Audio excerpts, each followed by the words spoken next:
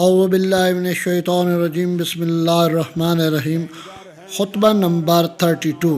مولا امیر کائنات علی ابن ابی طالب علیہ السلام نے فرمایا، اے لوگو، ہم ایک ایسے کج رفتار زمانہ اور ناشکر گزار دنیا میں پیدا ہوئے ہیں کہ جس میں نیکوکار کو خطا کار سمجھا جاتا ہے اور ظالم اپنی سرکشی میں بڑھتا ہی جاتا ہے۔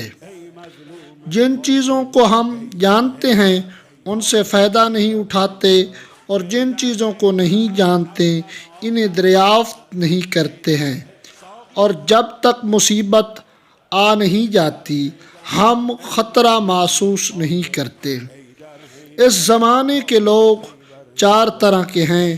کچھ وہ ہیں جنہیں مفسدہ انگیزی یعنی فساد برپا کرنا سے منع صرف ان کے نفس کے بے وقت ہونا، ان کی دار کا کندہ ہونا یعنی ان کی قدر و قیمت کا کم ہونا، ان کے پاس مال کا کم ہونا ہے۔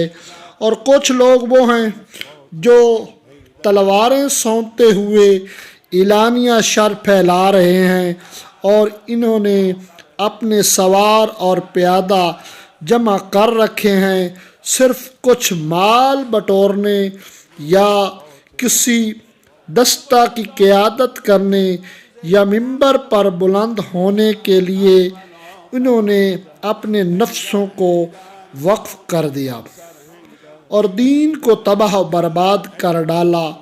کتنا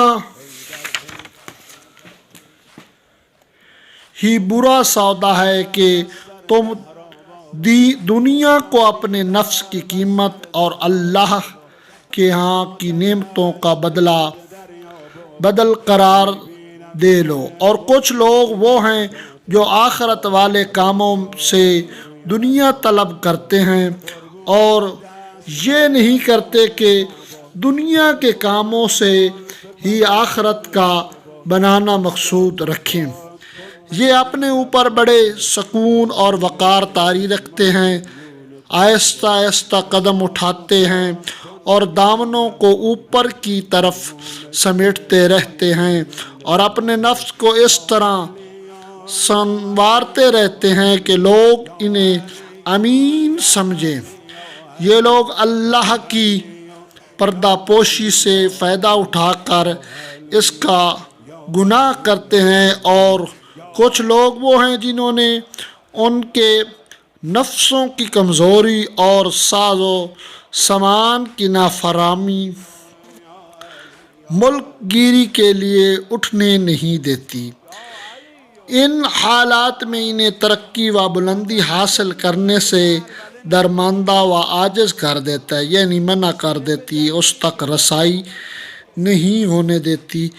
اس لیے کائنات کے نام سے انہوں نے اپنے آپ کو آراستہ کر رکھا ہے اور زاہدوں کے لباس سے اپنے کو سجا لیا ہے، یعنی اپنے آپ کو نیکوکاروں کے لباس پہنا لیے ہیں، حالانکہ انہیں ان چیزوں سے کسی وقت کو کبھی کوئی لگاؤ نہیں رہا۔ اس کے بعد تھوڑے سے وہ لوگ رہ گئے ہیں جن کی آنکھیں آخرت کی یاد اور حشر کے خوف سے جھکی ہوئی ہیں اور ان سے آنسو رواں رہتے ہیں۔ اللہم صلی علی محمد و آل محمد۔